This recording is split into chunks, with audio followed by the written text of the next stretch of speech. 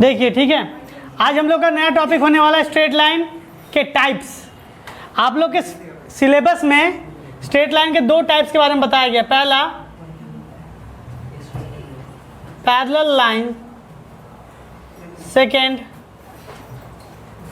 Perpendicular. ठीक है, देखिए क्या क्या रहा है इधर क्वेश्चन, थोड़ा समझिएगा। अभी तक हम लोगों ने ये देखा था कि इस क्वाड्रेंट के अंदर, ठीक है, दो एक्सिस दिखा दिए गए एक्स और वाई। इस दोनों के अंदर हम लोगों ने क्या किया था कि स्ट्रेट लाइन ड्रॉ किया था। ठीक है, ये पहला L1 लाइन था, हाँ या ना। इसका स्लोप, इसका इक्वेशन, 1 पॉइंट स्लोप वाला फॉर्मेट, सारा फॉर्मेट हम लोग कर लिए थे। अब क्या कह रहा है देखिएगा, अब क्या कह रहा है स्ट्रेट लाइन के अंदर, कह रहा है क्या, अगर दो स्ट्रेट लाइन आपस में पैरेलल हो और दो स्ट्रेट लाइन आपस में कितने कैसे होंगे, परपेंडिकुलर होंगे, उसके टाइप। बात सुनिए क्या कह रहा है आपका, दो स्ट्रेट लाइन अगर एक दूसरे को काटता है तो उसके बीच में कुछ ना कुछ एंगल बनता है। ठीक है, दो स्ट्रेट लाइन अगर एक दूसरे को क्या करता है, इंटरसेक्ट करता है या फिर काटता है, तो उसके बीच में क्या बनते हैं, कुछ ना कुछ एंगल बनते हैं। तो इसमें दो कॉन्सेप्ट आपको सिर्फ पढ़ना, सिर्फ दो। एक, अगर दोनों लाइन आपस में पैरेलल हो जाए या फिर दोनों लाइन आपस में एक दूसरे में क्या हो जाए, परपेंडिकुलर हो जाए। इधर देखिएगा पहला केस क्या कह रहा है, पहला केस कह रहा है पैरेलल लाइन का केस है। वो किस लाइन का केस कह रहा है, पैरेलल लाइन का केस है। तो पैरेलल लाइन का केस मतलब क्या है, दो लाइन आपस में पैरेलल होंगी। देखिए मैं क्या बता रहा हूँ, दो लाइन आपस में पैरेलल हैं। वो एक्सिस के अराउंड पैरेलल हो भी सकती है, नहीं भी हो सकती है, लेकिन वो दोनों लाइन के आपस में पैरेलल है। सपोज ये जो लाइन है आपका, ये है आपका L1 और ये लाइन जो है आपस में क्या हो गया आपका L2 बताया गया, दो लाइन का नाम बता दिया गया। ठीक है, तो ये अगर लाइन है तो इसका भी इक्वेशन होगा एक। सपोज इसका इक्वेशन हम लोग का जो स्टैंडर्ड फॉर्म होता है उसे क्या कहता है, y = mx + c कहते हैं कि नहीं। तो इसका इक्वेशन को मैं मान लेता हूँ कि y = m1x + c1, ये कहीं काट रहा होगा। इसका इक्वेशन क्या है, y = m2x + c2, यानी दो स्ट्रेट लाइन आपको दे दिया गया है। अगर दो लाइन आपस में पैरेलल है, दो लाइन आपस में क्या है, पैरेलल है, तो दो पैरेलल लाइन के बीच का एंगल क्या होगा, दो लाइंस आपस में दोनों के बीच का एंगल क्या होगा। देखिए दो पैरेलल लाइन के बीच के एंगल कहा जाता है, थीटा की वैल्यू कितनी मान ली जाती है, 0 डिग्री। दो पैरेलल लाइन के बीच के एंगल कितनी डिग्री मान ली जाती है, 0 डिग्री। तो इसका प्रॉपर्टी क्या, तो सुनिएगा मैं आपको डायरेक्टली प्रॉपर्टी करवाता हूँ। इसके स्लोप का रिलेशन है, इसके क्या है आपका, इसका स्लोप का रिलेशन होता है m1 = m2। समझिए मैंने क्या कहा, m1 = m2। समझा पा रहे हैं, इसको इस तरह से समझिए। मेरा L1 लाइन, ये मेरा L2 लाइन, अगर ये दोनों आपस में पैरेलल है, अगर ये दोनों लाइन आपस में क्या होंगे, एक दूसरे के पैरेलल होंगे। अगर इधर एंगल मान लेते हैं 30 डिग्री है, तो ये एंगल भी क्या होगा, आपने अगर स्ट्रेट लाइन पढ़ा होगा, लाइन से एंगल्स पढ़े होंगे तो आपने पढ़ा होगा इस तरह की चीज़ों को। दो पैरेलल लाइन होते हैं तो ये एंगल और ये एंगल क्या कहलाता है, आपस में करस्पॉन्डिंग एंगल, और वैल्यू सेम होती है। तो ये एंगल और ये एंगल ध्यान से देखिए, एक छोड़कर एक, एक छोड़कर एक, ये दोनों एंगल की वैल्यू सेम होगी। तो यानी इसका स्लोप अगर 30 डिग्री तो इसका स्लोप भी क्या होगा, 30 डिग्री। समझा पा रहे हैं। तो इसके स्लोप का m1 माना गया, इसके स्लोप को क्या माना गया, m2। तो दो लाइन आपस में पैरेलल है, इसका मतलब दोनों का स्लोप क्या होगा, सेम होगा। दो लाइन एक दूसरे क्या है, पैरेलल है, तो उसका स्लोप क्या होगा, सेम होगा। इंटरसेप्ट देख रहे हो, पहला इंटरसेप्ट ये मान लेते हैं c1 है, दूसरा इंटरसेप्ट देख रहे हो यहाँ से लेके यहाँ तक, ये पूरी वैल्यू इधर, इसकी वैल्यू क्या मान लेते हैं, c2। अब बताइए दोनों इंटरसेप्ट की वैल्यू सेम है क्या, नहीं ना सेम है। तो पैरेलल वैल्यू में, अच्छा बात सुनो, इस लाइन के बाद इधर ध्यान दीजिए, इस लाइन के ऊपर जितने ही पॉइंट लाई करते हैं, इस लाइन के ऊपर जितने ही पॉइंट लाई करते हैं, इस लाइन के ऊपर जितने ही पॉइंट लाई करते हैं, ये क्या इसके इक्वेशन को सेटिस्फाई करेंगे, नहीं करेंगे। क्यों, क्योंकि आपने प्रॉपर्टी क्या पढ़ा था कि स्ट्रेट लाइन के ऊपर लाई करने वाले सारे पॉइंट उसके इक्वेशन को सेटिस्फाई करते हैं। तो स्ट्रेट लाइन के ऊपर लाई करने वाले सारे पॉइंट इसके इक्वेशन को सेटिस्फाई करेंगे। अच्छा देख के बता सकते हैं इसमें से एक भी पॉइंट के इसके ऊपर लाई कर पाएगा। तो जैसे इस पॉइंट को यहाँ पे लेके जाओगे इसका कोऑर्डिनेट चेंज हो जाएगा।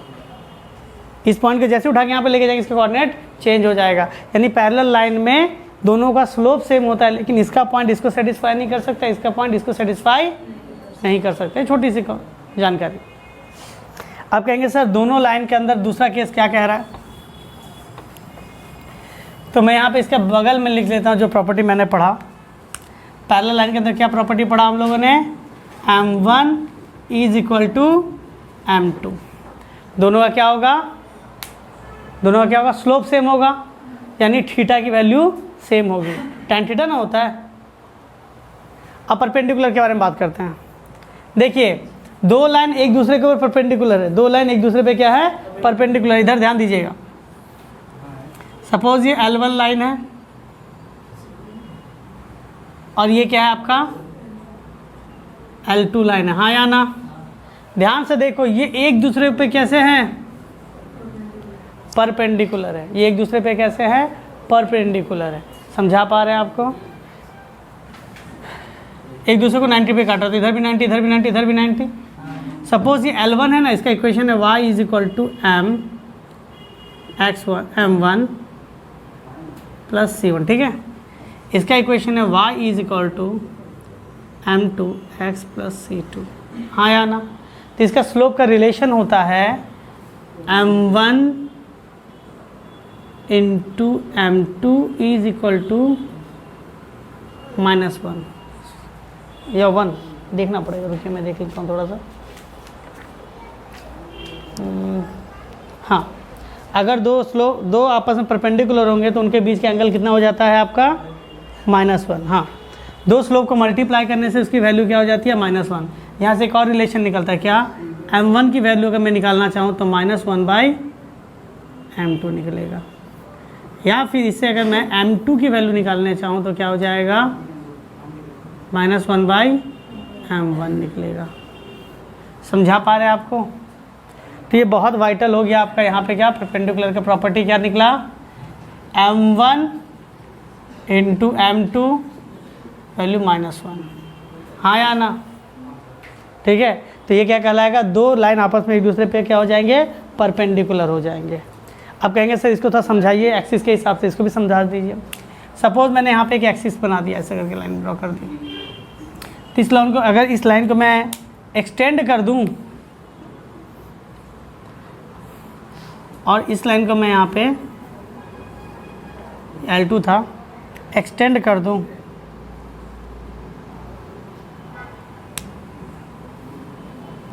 देखिए मैंने क्या कहा था, एंगल कैसे बनता है, एंटी क्लॉकवाइज।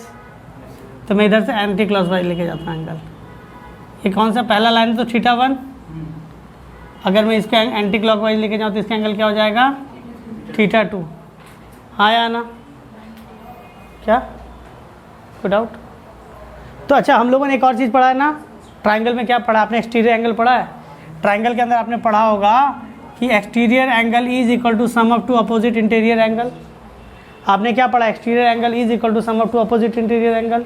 इट मीन्स θ2 किसके बराबर होगा, 90 प्लस θ1 के बराबर होगा। इसका मतलब क्या हो गया, θ2 किसके बराबर हो जाएगा, 90 प्लस θ1 के, इधर लेके आ जाएंगे तो क्या होगा, θ2 माइनस θ1 90, ठीक है। इससे ये भी एक कॉन्सेप्ट निकलता था।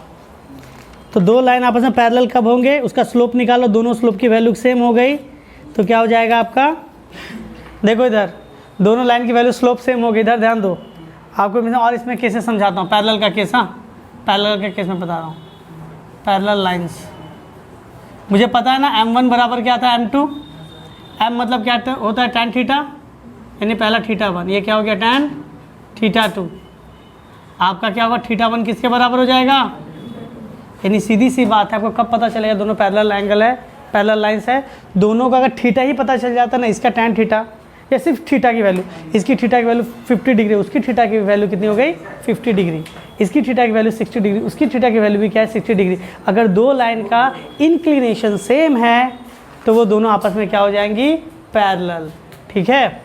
और यहाँ पे मैं कह सकता हूँ क्या, मैंने यहाँ पे क्या देखा, दो लाइन को अगर मैं क्या करता हूँ, दोनों इंक्लिनेशन को सब्ट्रैक्ट करने पे वैल्यू कितनी आ जाती है, अगर 90 डिग्री तो वो क्या हो जाता है, परपेंडिकुलर, ठीक है। इससे ये भी एक कॉन्सेप्ट बनता है, आप इसे नोट डाउन कर लीजिए। देखिएगा आपको एक क्वेश्चन दिया गया है, 6x plus 5y minus 7 is equal to 0 and 2px plus 5y plus 1 is equal to 0 are parallel line, find the value of p। अगर आपको कह दिया गया है कि इधर ध्यान से देखिए तो दो लाइन का इक्वेशन दिया गया है और दोनों लाइन आपस में क्या है, पैरेलल। अच्छा बताइए, दोनों लाइन अगर आपस में पैरेलल है तो दोनों का स्लोप क्या होगा, सेम होगा। तो चलिए मैं सॉल्यूशन में आता हूँ। गिवन क्या दिया आपको, 6x plus 5y minus 7 is equal to 0। ये क्या होता है, लेट लाइन 1 का इक्वेशन है। किसका इक्वेशन है, लाइन 1 का इक्वेशन है। तो लाइन 1 के इक्वेशन से पहला का स्लोप निकालते हैं। क्या निकालते हैं, स्लोप। तो आप लोगों को स्लोप निकालना सिखाया गया है। कौन सा फॉर्मेट, कौन सा फॉर्मूला से निकलेगा, y is equal to mx plus c का कॉन्सेप्ट से निकलेगा। तो y अकेला चाहिए, मुझे y क्या चाहिए, अकेला चाहिए। तो क्या करना पड़ेगा, प्लस 6x भेजेंगे तो क्या हो जाएगा, माइनस 6x, माइनस 7 का plus 7, y is equal to क्या हो जाएगी, 6x plus 7 by 5 minus 6 by 5x plus 7 by 5 हुआ। तो यहाँ से मैं अगर स्लोप निकालता हूँ तो पहले वाले से स्लोप क्या निकलता है आपका, माइनस 6 बाई 5। क्या निकलता है आपका, minus 6 by 5।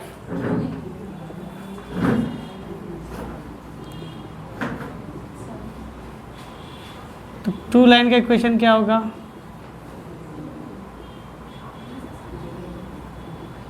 Minus 2px minus 1।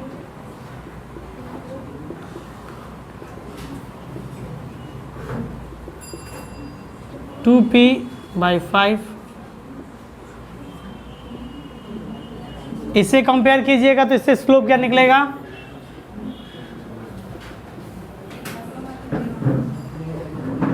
Minus 2p by 5।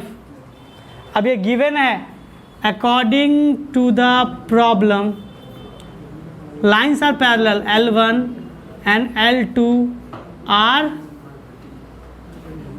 Parallel lines, so M1 is equal to M2। M1 के जगह पे लिखेंगे माइनस 6 बाई 5, M2 के जगह पे लिखेंगे माइनस 2p बाई 5। माइनस से माइनस कैंसिल, 5 उधर भेज देंगे, 6 बाई 5 था, 5 चला जाएगा ऊपर, इसका 2 चला जाएगा नीचे, इज इक्वल टू p। 2 1 ज़ा 2 3 ज़ा, p की वैल्यू कितनी हो गई, देख लीजिए आंसर क्या 3 आ रहा है। ठीक है, थैंक यू, यही आंसर है। देखिएगा नेक्स्ट सवाल, if the line 3x plus by plus 5 is equal to 0 and ax minus 5y plus 7 is equal to 0 are perpendicular to each other, find the relation connecting a and b। देखिए यहाँ पे दो line का equation दे दिया गया है, कह दिया गया है दोनों लाइन आपस में क्या है, परपेंडिकुलर है। तो आपसे कहा गया है उसके a और b के बीच में क्या रिलेशन होगा। तो आप इसको इस तरह समझिए कि एक लाइन ऐसे जा रही है, L1 है, इसका इक्वेशन क्या दिया है आपको, 3x plus by plus 5 is equal to 0। एक लाइन और गया L2, इसका इक्वेशन क्या है, ax minus 5y plus 7 is equal to 0। ये एक दूसरे पे कितना डिग्री का एंगल बना रहा है, 90। क्यों, एक दूसरे पे परपेंडिकुलर है। अब इन दोनों में a और b में कैसा रिलेशन होता है वो बताइए। आपको डायग्राम बनाने की ज़रूरत नहीं है, आपको जस्ट विजुअलाइजेशन के लिए बनाया जा रहा है, आपको इसको बनाने की ज़रूरत नहीं पड़ेगी एग्जाम में। ठीक है, आपको समझने के लिए जस्ट बताया गया। तो सॉल्यूशन में क्या लिख सकता हूँ, लेट लाइन 1 का इक्वेशन क्या है आपका, 3x plus by plus 5 is equal to 0। Line 2 ax minus 5y plus 7 is equal to 0। ये दो लाइन का इक्वेशन दिया है ना, तो मैं पहले लाइन से इसका स्लोप निकाल रहा हूँ, from line 1 3x plus by plus 5 is equal to 0। by is equal to minus 3x minus 5, y is equal to क्या होगा, minus 3x minus 5 by b।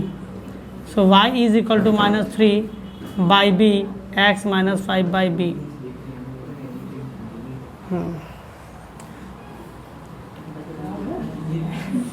From line 2 ax minus 5y plus 7 is equal to 0।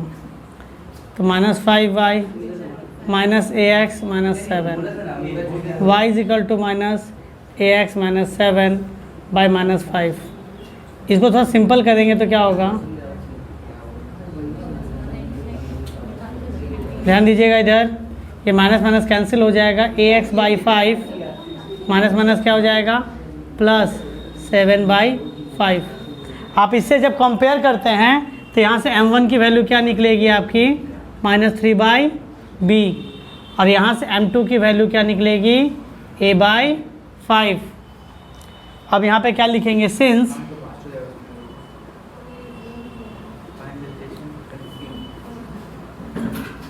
ऐसे लिख सकते हैं L1 perpendicular to L2, inter से कैसे कर रहा है, परपेंडिकुलरली कर रहा है। सो रिलेशन क्या था स्लोप का, m1 इंटू m2 की वैल्यू क्या होगी -1। m1 के जगह पे क्या लिखेंगे -3 बाई b, m2 के जगह पे क्या होगा a by 5 is equal to -1। तो इसको अगर मैं से लिखूँ तो क्या होगा -3a 5b is equal to -1, minus minus cancel, 3a is equal to 5b, a is equal to 5 by 3b। ये हो गया how a is related with b, a b से किस तरह रिलेटेड। आप थोड़ा आंसर देख लीजिए इसका, ठीक है। अगर इसका आंसर देखा जाए, देख लेते हैं 12.2 का ए बी के थर्ड नंबर है ना, 4 है, ये 4 नंबर है, 12 बाई 5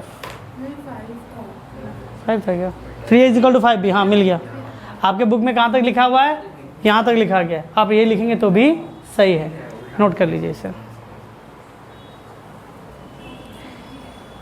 ध्यान दीजिए सवाल, is the line through -2, 3 and 4, 1 perpendicular to the line that. क्या कह रहा है सवाल, सुनिएगा, is the line through -2, 3 and 4, 1 perpendicular to the line 3x plus 4, 3x is equal to y plus 1।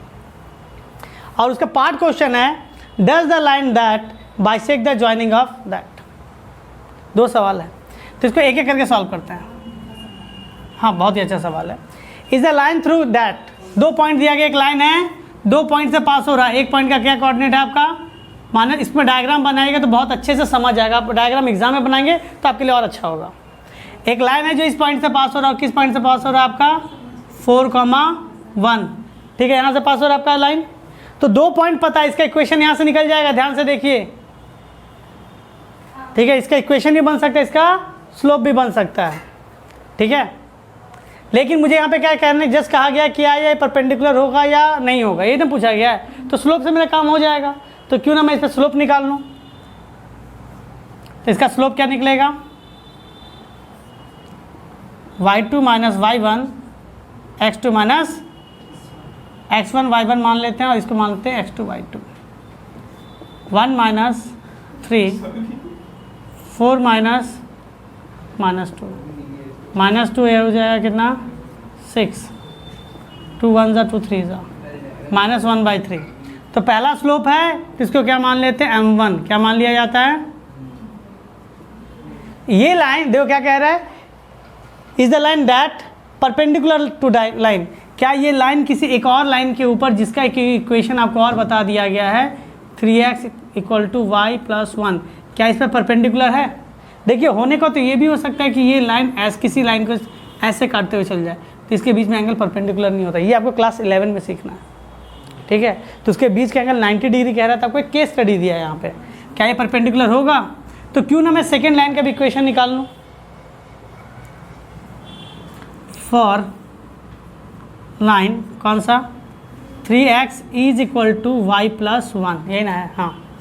इधर भेज देंगे तो क्या होगा 3x minus 1 is equal to y, घुमा के लिखा जाता है तो y equal to 3x minus 1। तो यहाँ से आप इसका स्लोप निकालेंगे तो क्या होगा, y equal to mx plus c, y है, m के जगह पे क्या है 3, क्या हो गया 3। अगर ये परपेंडिकुलर होगा, if it is perpendicular then the product of the slope will be -1। यही ना, परपेंडिकुलर का कंडीशन क्या था? फॉर परपेंडिकुलर एक केस था कि m1 इंटू m2 की वैल्यू क्या होगी? -1। तो LHS लेते हैं, m1 इंटू m2। m1 की वैल्यू क्या है? -1/3। m2 की वैल्यू क्या है? 3 -1, यानी RHS कितना आ गया? तो लिखेंगे यस, लिखेंगे hence LHS is equal to RHS, लिखेंगे yes line passes through given points will be perpendicular to, perpendicular का साइन है, perpendicular to 3x y plus 1। ये पहला पार्ट हम लोगों ने कंप्लीट कर लिया, नोट कर लीजिए इसे। देखिए अब हम लोग इसका पार्ट क्वेश्चन कर लेते हैं, ठीक है। पार्ट क्वेश्चन क्या कह रहा है, देखिए, does the line that bisect the two point, क्या कह रहा है समझिए इसका मतलब। 2 पॉइंट क्या कहा गया था? -2,3, और एक पॉइंट क्या कहा गया था? 4,1, 4,1, ठीक है। Does the line that bisect the joint, क्या उसको वो बाइसेक्ट कर रहा है? बाइसेक्ट करेगा मतलब बी से जा रहा होगा, यही ना कह रहा है आपको, हाँ या ना? तो सपोज इसको मैं पॉइंट मानता हूँ ए, इसको पॉइंट मानता हूँ क्या बी। तो सबसे पहले इसका मिड पॉइंट देख लेते हैं, पी होगा। Let P will be mid point of A and B. तो पी का एक्स का कोऑर्डिनेट क्या होगा? फॉर्मूला लगा दीजिए, मिड पॉइंट का क्या फॉर्मूला था? x1 plus x2/2। x1 की जगह पे -2, y1 की जगह पे 4/2, 2/2 वैल्यू क्या हो गई? 1। p का y कोऑर्डिनेट क्या हो गया? y1 y2/2, y1 3, y2 हो गया 1/2, 4/2 वैल्यू क्या हो गई? तो मिड पॉइंट क्या निकला आपका? p का कोऑर्डिनेट क्या है?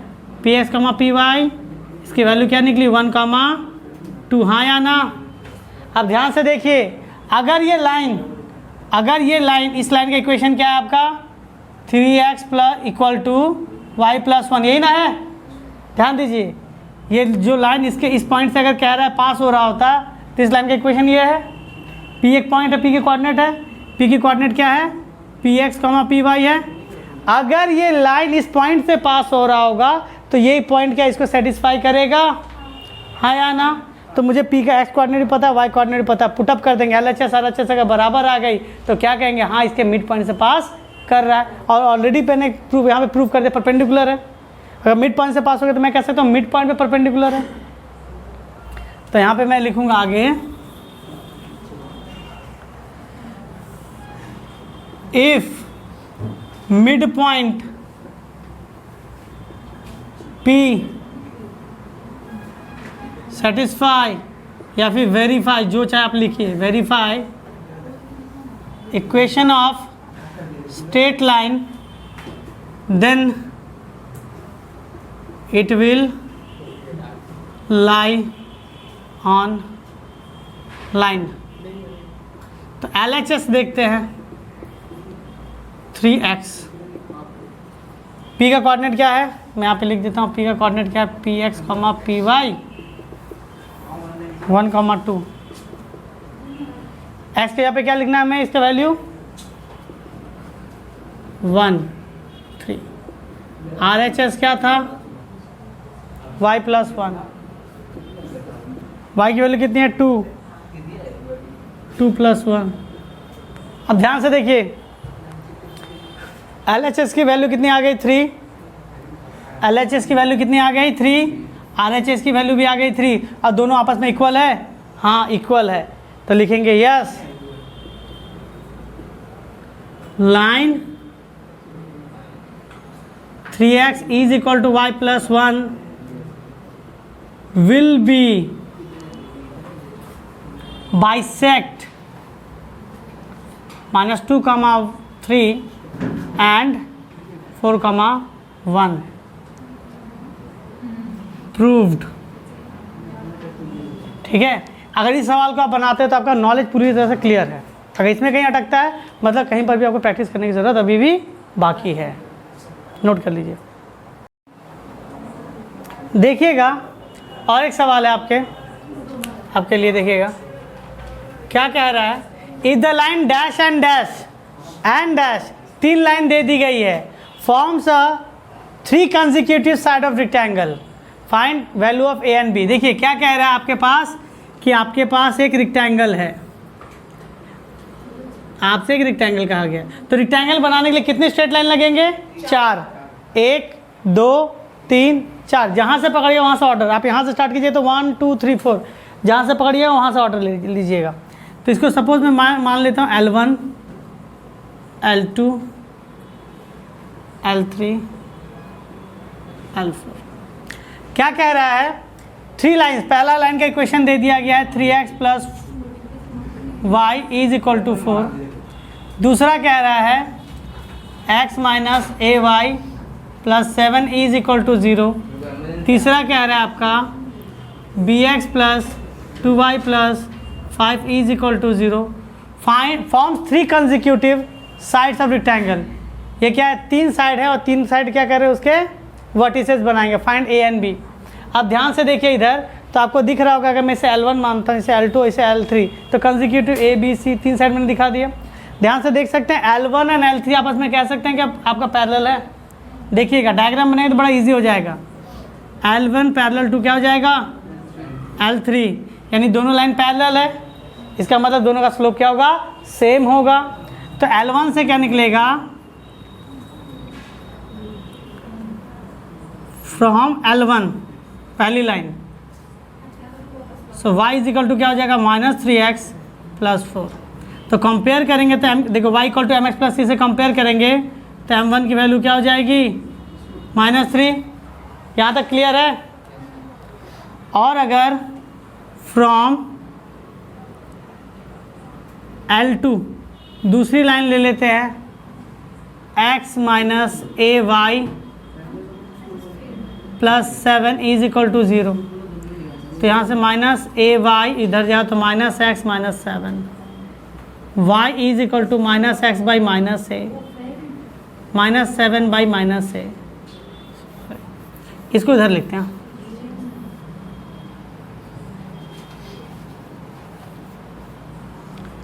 x - ay + 7 = 0, -ay इधर जाओ तो -x - 7, y = -x - 7/-a, y = minus common निकाल लेंगे तो हो जाएगा x + 7 ये -a कट जाएगा, तो y = 1 part by total part करेंगे तो ये हो जाएगा। ठीक है, इससे अगर मैं स्लोप निकालूंगा तो m ये क्या था? सेकेंड लाइन था ना, m2 की वैल्यू क्या हो जाएगी? कंपेयर करेंगे y = mx + c तो 1/a, क्या निकलेगा स्लोप आपका? x के साथ कौन है? 1/a है, तो क्या निकलेगा स्लोप यहाँ पे? 1/a। समझा पा रहे हैं? देखिए y = क्या है? x/a + 7/a है ना।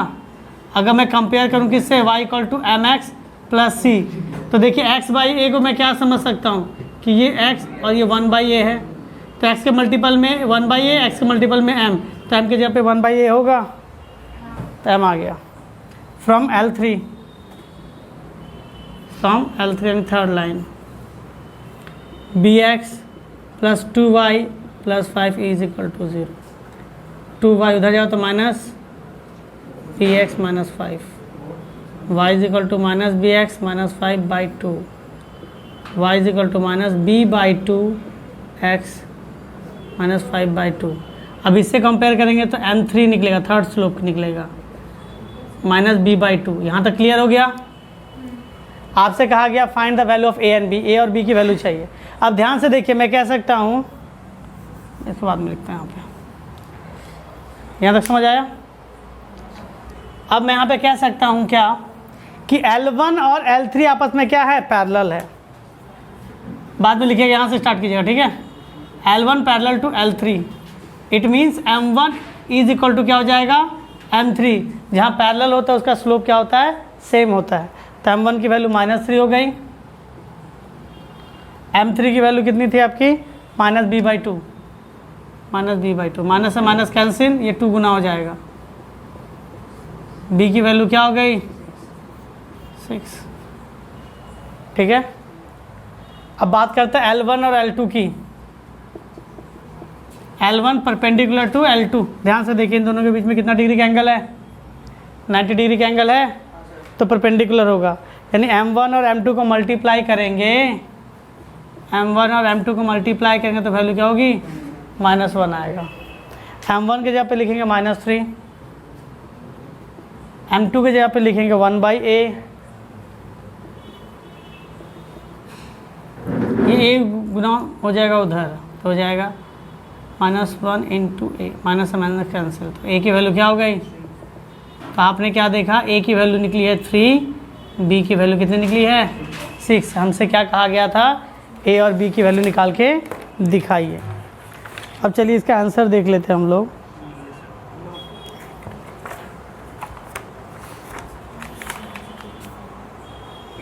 थ्री एंड सिक्स, हाँ ठीक है, यहीं तक आज हम लोग रखते हैं, ठीक है, बाकी सब खुद से करेंगे।